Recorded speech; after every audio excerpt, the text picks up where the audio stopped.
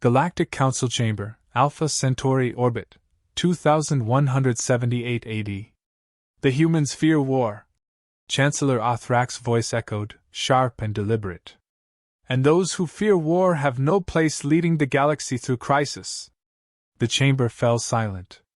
Seated alone at the crescent-shaped Terran delegation table, President Elena Mirk didn't flinch.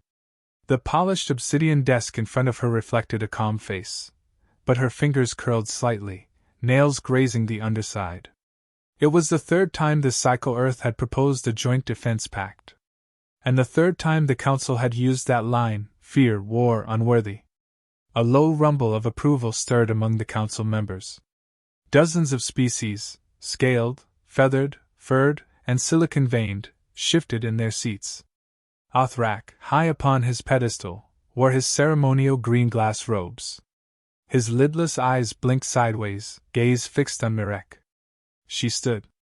The Terran Republic does not fear war, Chancellor, she said, voice steady. We remember it. That stilled the room.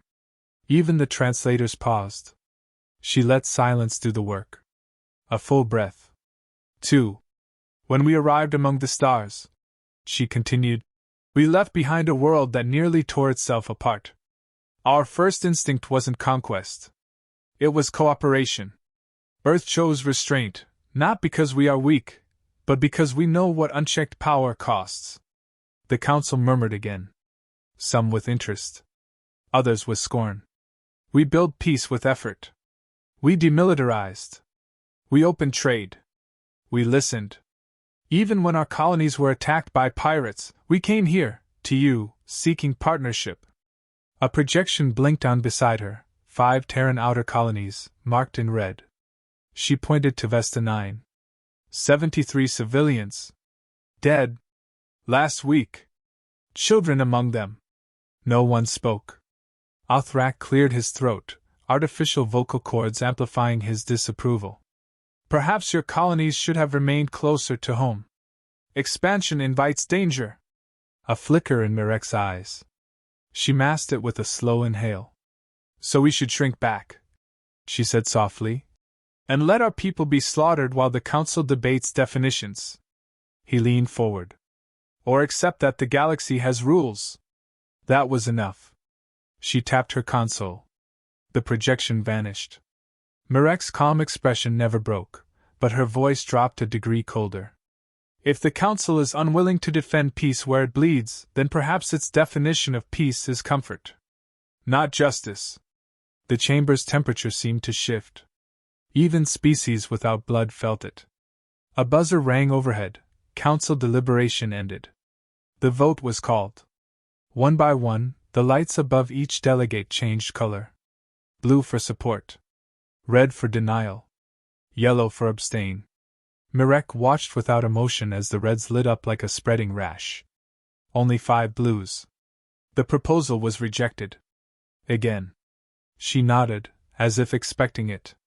She turned off her mic. Inside, her heart pounded. As she stepped down, a delegate from the Sarnai, a race of crystalline diplomats, leaned toward her. You won't win by shouting at stone, he whispered. Mirk didn't stop walking. 1 hour later. Terran diplomatic vessel Solace, in orbit. The luxury of silence returned once the chamber doors sealed behind her. Mirk walked alone through the ship's glass corridor. Below her, Earth's blue curve shimmered in the distance. Commander Vance, her military liaison, met her near the command deck. That was composed, he said. You didn't let it show. It's not for them to see, she replied, pulling off the stiff council sash and folding it. He handed her a secure data pad. Encrypted channel. Just came in. From the colony. She scanned the message. Her jaw tightened. / Vesta 9 transmission / Fleet Admiral Vass reports heavy pirate activity inbound. Requesting immediate reinforcement. Civilian shield dome compromised. Lieutenant Julian Mirk deployed an orbital defense ring. Estimated time until impact 4 hours. She stared at her son's name. Then looked up. How many fleets are within response range? 2, Vance said. But Council protocols say we need authorization before crossing into contested zones. The Council just denied us authorization. Vance hesitated. Exactly. Mirk closed the datapad and walked to the viewport. A soft chime rang. She answered. A hologram of Secretary Harlan flickered to life. Madam President, the press is requesting comment. They're broadcasting Outhrak's quote everywhere. Humans fear war. It's trending in 8 systems. Mirk exhaled. Let them run it. Ma'am? She turned. Her voice calm, but iron-edged. Let the galaxy hear it again. Let them hear every word. Later that night, private quarters. Mirk sat in her cabin, lights dimmed, nursing a cold cup of tea she hadn't touched. Her hand hovered over the message she drafted but hadn't sent. Julian, I know you'll do the right thing. Just hold the line. She deleted it. Instead, she opened a secure line. Patch me through to Earth's Strategic Command, she said. Code authentication required. She entered her override. Prepare to invoke Article Nalias, she said, and alert the fleet. The AI paused. That article has not been used in 81 years. Confirmation? Mirk stared at her reflection in the dark screen. Confirm. The Council made its choice. Now we make ours. Final scene, Council Chamber Archive feed, surveillance view. Outhrak remained alone in the chamber. The lights dimmed to twilight blue as the last delegates filed out. He watched the holofeed play back Mirk's face, frozen mid-speech. He scowled. Fearful, he whispered. Then a second voice responded, Sarnai, crackling through crystal tones. No. Contained. Earth Strategic Command and Vesta 9 perimeter. Earth did not sleep that night. From orbit the planet glowed with restless light, cities awake, command hubs active, data streams flaring across continents. Deep beneath the Andes, Earth's Strategic Command hummed with restrained urgency. No alarms. No sirens. Just disciplined motion. President Elena Mirk stood at the edge of the operations floor, hands clasped behind her back, watching officers slide data across holographic panels. Every movement followed protocol. Every voice stayed measured. That was the rule. Calm first. Always. Commander Vance stepped beside her. Fleet readiness has reached 90%. Weapons remain cold. Drives are spun up but idle. Good, Mirk said.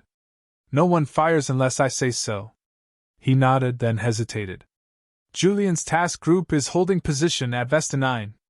They're outnumbered. I know.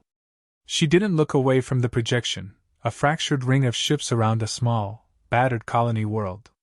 Pirate signatures blinked at the edge of the system, clustering like sharks. Patch me through to him, she said. The channel opened with a flicker. Julian Mirk appeared, helmet off, hair damp with sweat. Behind him, the bridge vibrated softly with engine strain. Madam President, he said formally.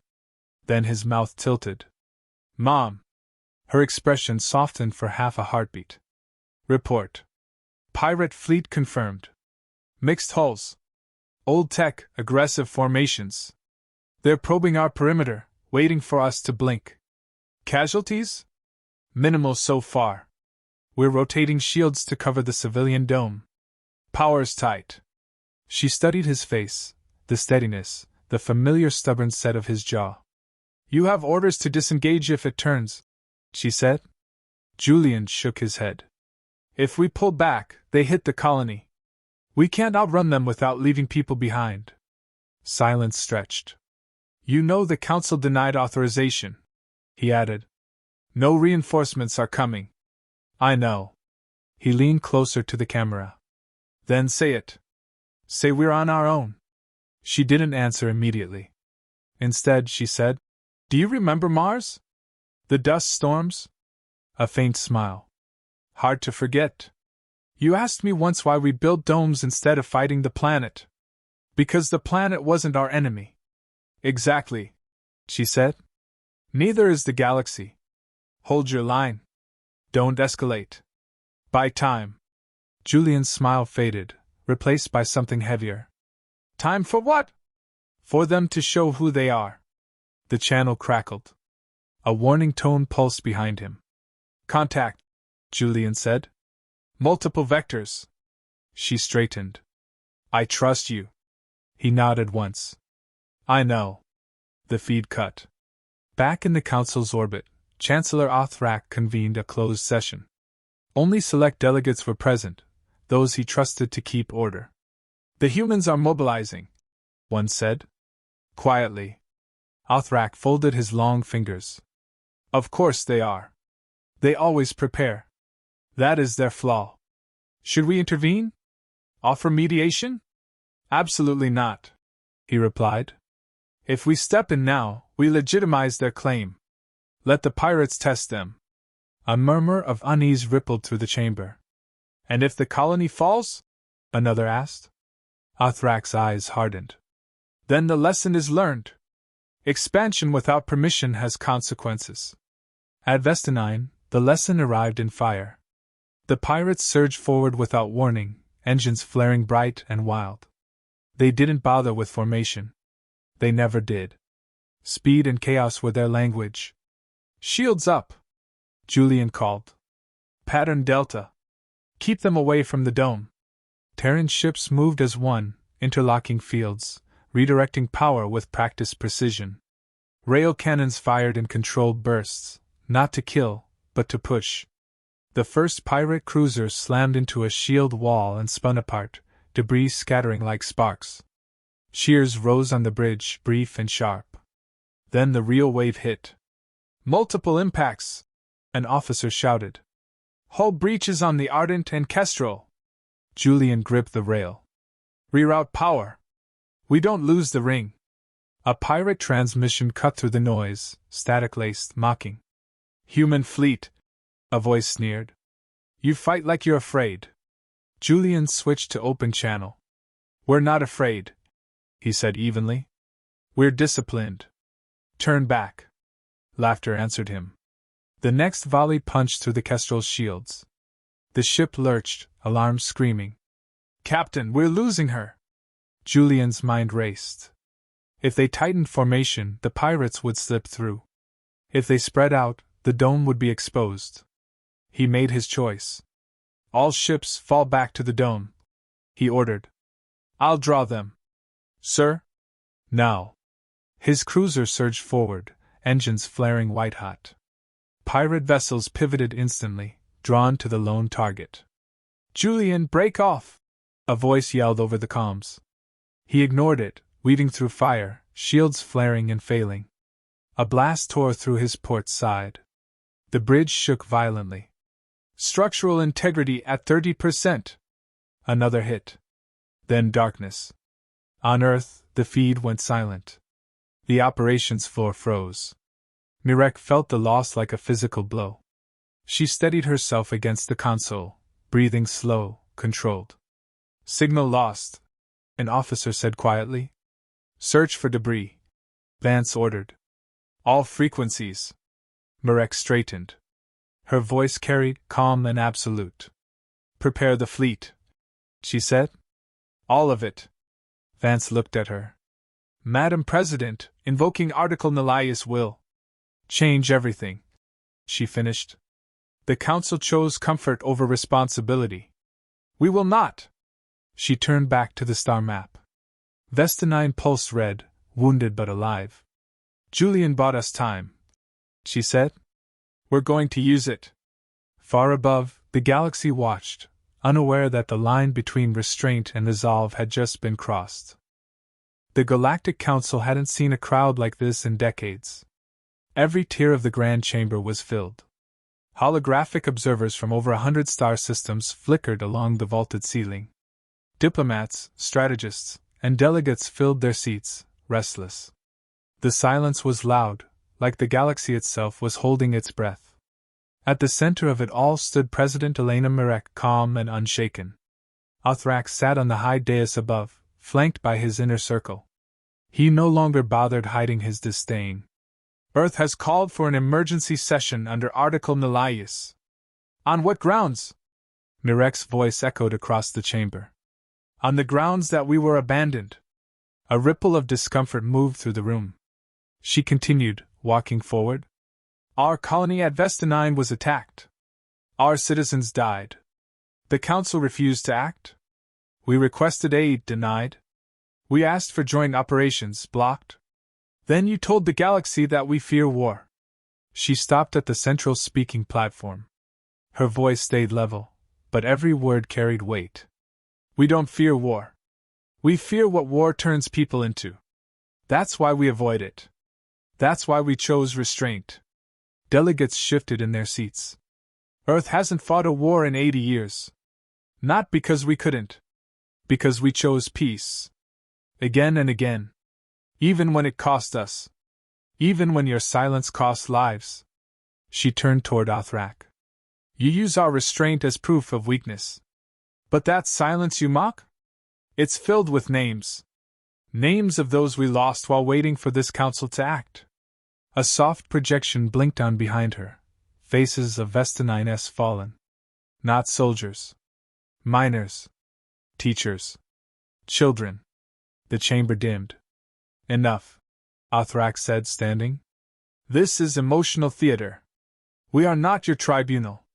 You're right, Mirk replied. You're not.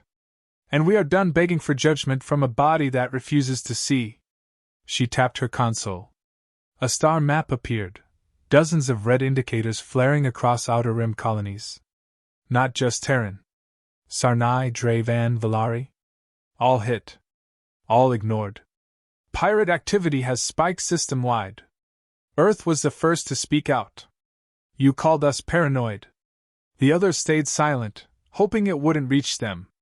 Now, it's reached everyone. The Sarnai ambassador stood slowly. She's not wrong. Gasps spread through the hall. The ambassador's crystal form shimmered under the lights. We lost 3 outposts last cycle. No response. No support. We were told to submit reports, nothing more. Another delegate followed, a reptilian Dravan chancellor. We were told Earth exaggerated. We see now it was truth. One by one, systems spoke. Quietly at first. Then louder. Othrak's fingers twitched. You're fracturing the council, he said. No, Mirk said. You already did that. I'm just pointing at the cracks. She stepped back, allowing the weight of silence to fill the room again. Then she delivered the final blow. We are invoking Article Nullius. Earth will act alone. Our fleets will defend any system that asks, Terran or otherwise. We will not ask for permission to protect lives. Othrak tried to cut her feed. The chamber AI refused. This is not your stage, he growled. Mirk looked up at him, unflinching. It never was. It's the galaxy's. Earth Command Broadcast Operations Center, hours later. Mirk's speech played across over 200 worlds. The feed wasn't censored. Too many systems had already mirrored it. People didn't just watch. They listened. On mining colonies and science stations, soldiers and civilians alike saw the same footage. The president of Earth standing alone in a chamber built to ignore her, refusing to kneel. Support bloomed fast. The Sarnai pledged logistical aid. The Dravan offered reconnaissance data. Smaller species long overlooked by the Council began aligning themselves behind Earth, not out of fear, but because someone had finally stood up. Othrak's private chamber, midnight. Othrak paced, claws clacking against the polished black floor. This was supposed to be controlled. He hissed to his advisors. Containment. Not chaos. One of his aides, young, nervous, spoke. She didn't declare war, Chancellor. She didn't have to, he replied. She gave the people something more dangerous than weapons. A cause. Earth's lunar shipyards, the following morning. Dawn over Luna was always cold, but this day shimmered with energy. Terran ships lifted from dry docks, engines glowing blue. Civilian ships were repurposed. Freighters converted into medical bays. Orbital stations began refitting older cruisers long mothballed for peace. No drums. No banners. Just focused motion. Strategic Command received the first message from the Valari sector that afternoon. Request: human aid. Pirate forces inbound. Council response absent. Civilian population at risk. Commander Vance looked at Mirk. Orders, Madam President? She replied without pause. We move. Not to conquer. To protect. And what if the Council objects? She turned to him, gaze sharp. Then they can send ships of their own. Or they can watch from their seats, like they always do. Final scene, Vesta 9 debris field. Julian Mirk drifted in a half-ruined escape pod, barely conscious. Oxygen low. Suit damaged. He wasn't sure how long it had been. But something new blinked on his cracked HUD, a signature. Not pirate. Terran. He smiled faintly. About time, he whispered. Then darkness took him. Julian Mirk woke to the steady hum of medical monitors and a faint antiseptic scent in the air. A soft light filtered through the glass of the recovery pod. His first instinct was to sit up. His body said no. Don't move yet, said a voice. Familiar. Warm. Firm. He blinked, eyes adjusting. President Elena Mirk stood beside his bed, her expression unreadable. But her eyes, those gave her away. Relief buried under resolve. You made it, Julian murmured. I always knew you would, she said. I bought you time. You did. She pulled a chair closer. And we used it. He closed his eyes briefly, exhaling. Did they listen? They didn't have a choice. Above them, Earth's fleet moved with quiet precision. Dozens of Terran vessels filled orbit, sleek and dark against the starlight. Medical frigates ferried wounded from the colony. Drones collected wreckage. Not just Terran. Pirate ships too. The battle had ended fast once the fleet arrived. No posturing. No warnings. 4 precise strikes. 2 coordinated boarding actions. 1 final broadcast to the remaining pirate crews: lay down arms or vanish. Most vanished. But the message wasn't just for the pirates. It was for the Council. Galactic Council Chamber, emergency review session. Holograms flickered across the chamber, showing footage from multiple worlds: Vesta 9, Valari Delta, Draven Rim, and more. Human ships defending outposts. Evacuating alien civilians. Coordinating relief efforts with local leaders. No colonization. No flag planting. Just calm, professional defense. Chancellor Othrak watched in silence as the evidence piled up. No preemptive strikes? One delegate asked. None, replied the Sarnai ambassador. They waited until the colonies were directly attacked. Then they responded. The Draven Chancellor chimed in. They're operating within Article Nalius limits. And they're offering support to non-human systems. Othrak clenched his jaw. This changes nothing. It changes everything, the Sarnai said, standing. Because they kept their word. Council vote, motion to suspend Earth's emergency authority. The vote failed. The chamber didn't cheer. But a silence settled that no longer felt dismissive. It felt respectful. Earth wasn't feared now. It was trusted. Earth's Strategic Command, later that week. President Mirk stood before a wall of screens, each showing a different colony world. Relief centers, rebuilt habitats, local leaders expressing thanks. Commander Vance entered quietly. Julian's being released from Medbay. She nodded. We've also received messages from 8 more systems. He continued. They want help setting up local defense coordination. Not permanent bases. Just training, logistics, and observation. She raised an eyebrow. And the Council? No objections. Some even requested joint missions. Mirk allowed herself a small smile. Not satisfaction. Something deeper. Vindication, maybe? Or peace, the real kind, the kind earned. Then it's working, she said. Vance hesitated. You could ask for more. Territory. Voting privileges. Leverage. They'd grant it now.